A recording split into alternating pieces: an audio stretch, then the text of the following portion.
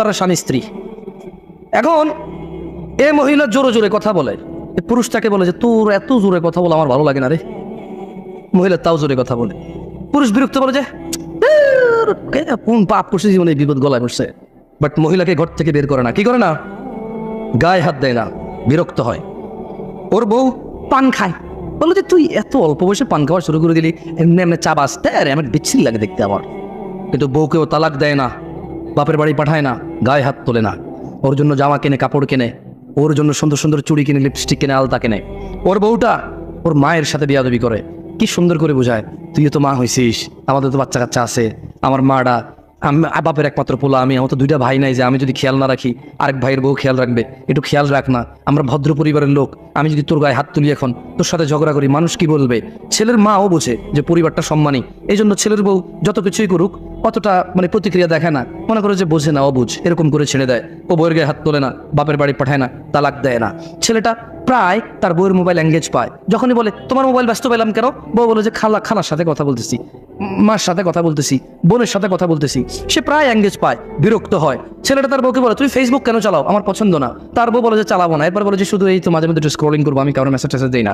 ছেলেটা প্রায় দেখে যে ও বউ ফেসবুক চালায়, সে বিরক্ত হয়, বউর গায়ে হাত তোলে না, বাপের বাড়ি পাঠায় না, তালাক দেয় না। হঠাৎ যদি এই ছেলেটা ঘরে এসে দেখলো তার বউয়ের বিছানায় অন্য পুরুষের সাথে বউ শুয়ে আছে, এখন কি করবে সে?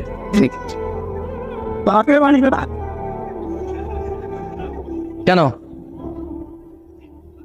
রাগে মেরে ফেলবে কেন? ও কি ইসলাম বোঝে না? ও তো মুসলমান ছেলের কথা বলতেছি। এরই তুমি কোন ছেলে, তুমি কোন ধর্মের ছেলে? ইসলামের কোনো মহিলা পুরুষ ধরা পড়ে গেলে মেরে ফেলার তোমার বিধান আছে? সরকার মারবে? কে মারবে? কে মারবে? বিবাহিত মহিলাকে পাথর মেরে মেরে রজম করবে কে? জেনাকারী। কে রজম করবে? কে রজম করবে? তুমি তো গায়ে হাত দিতে পারবো না, তুমি ধর্ম বুঝো না তো।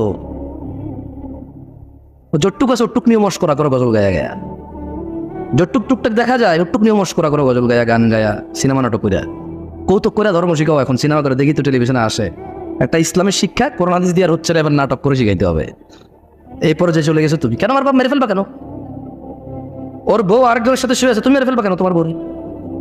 তোমার মেরে ফেলা বৈধতা আছে ওই মহিলাকে? বলে যে মেরে ফেলবার আগে ওকে তালাক দেওয়া বৈধতা আছে, ওকে বাপের বাড়ি পাঠায় দেওয়ার বৈধতা আছে,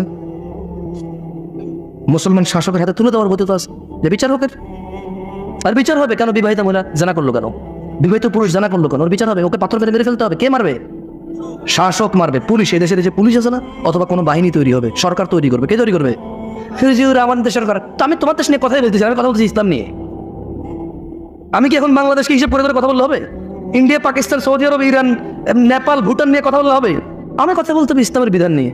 এবার কি তোমার আছে আর কি তোমার নাই, যা তোমার আছে তা তুমি পাবা, আর যা তোমার নাই জবাব তুমি আল্লাহকে দিবে। আমি এখানে কি করবো? আমার কি করার আছে, কি ক্ষমতা আছে আমার করার? এই তোমরা কি কথা বুঝবো আমার? এখন এই ছেলেটা দেখলো তার স্ত্রী অন্য কারো বিছানায় শুয়ে আছে। আচ্ছা, এই যে তার মাকে কষ্ট দিল, এই যে মহিলা জোরে জোরে তার সাথে কথা বলে, এই যে মহিলা পান খায়, এই যে মহিলা সারা দিন ব্যস্ততা, মোবাইলে ব্যস্ত পায়, এই যে মহিলা ফেসবুক চালায়, ও কিন্তু তালাক দেয় নাই, দিছে?